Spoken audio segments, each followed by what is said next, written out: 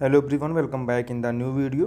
तो आप सभी जो है, चाहे आप जीडीएस हों या आप पोस्टल कर्मचारी हों या सेंट्रल गवर्नमेंट एम्प्लॉय हों, आप सभी के लिए एक अच्छी न्यूज़ आई है।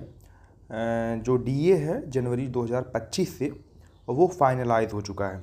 आपको पता होगा कि जो सीपीआई इंडेक्स है, कंज्यूमर प्राइस इंडेक्स, गवर्नमेंट ने कल जो है दिसंबर मंथ का रिलीज़ किया है। और इसी इंडेक्स के आधार पे, जिसको नहीं पता बता दें, कि जो डीए होता है वो फाइनलाइज होता है। तो देखिए जो है, इसमें नवंबर मंथ का इसमें क्या होता है कि एक मंथ डिले करके पब्लिश किया जाता है। जैसे कि नवंबर मंथ का जो है वो दिसंबर में पब्लिश होगा, दिसंबर का जनवरी में।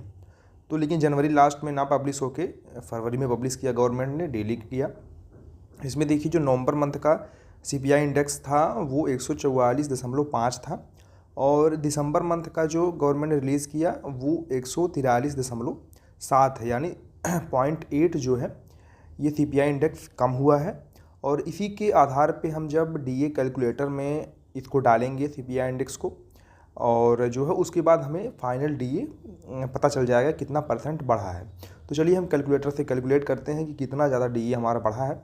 उसके बाद हमारी नई सैलरी जो मार्च में लगने वाली है वो कितनी आएगी, चलिए देखते हैं।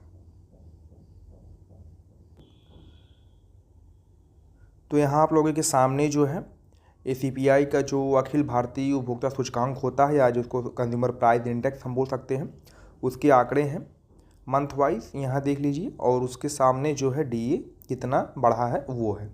यहाँ देखिए पिछली बार जो डीए इंक्रीज़ हुआ था वो हुआ था आपका जून में, यानी जुलाई से लागू हुआ था। 53.36% हुआ था, जिसको कि आप कह सकते हो राउंड ऑफ कर देते हैं, यानी जो दशमलव के बाद का पॉइंट रहता है उसको हम हटा देते हैं।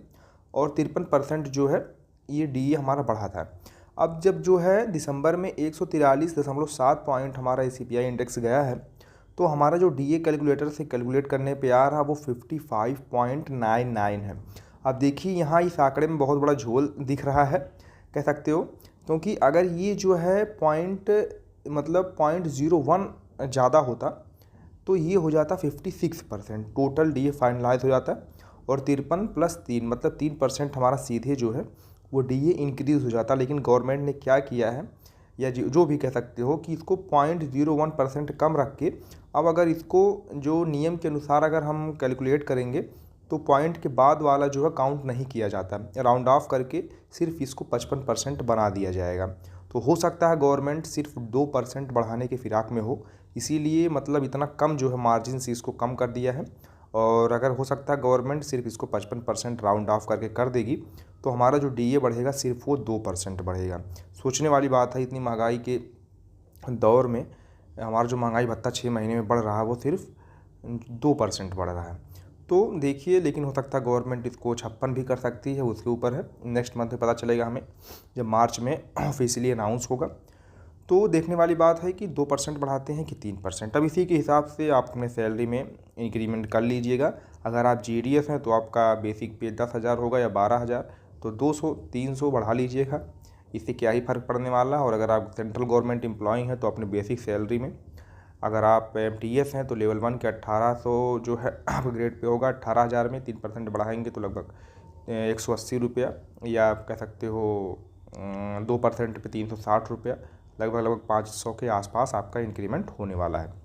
तो ये है हमारा जो है डीए इंक्रीमेंट। आपको तो हमने इन्फॉर्म कर दी, जिसको नहीं पता। बाकी अगले महीने तो लग के आपके सैलरी में आएगा ही, आप लोग को पता चल जाएगा। इस वीडियो में इतना, चलते मिलते हैं नेक्स्ट वीडियो में। धन्यवाद।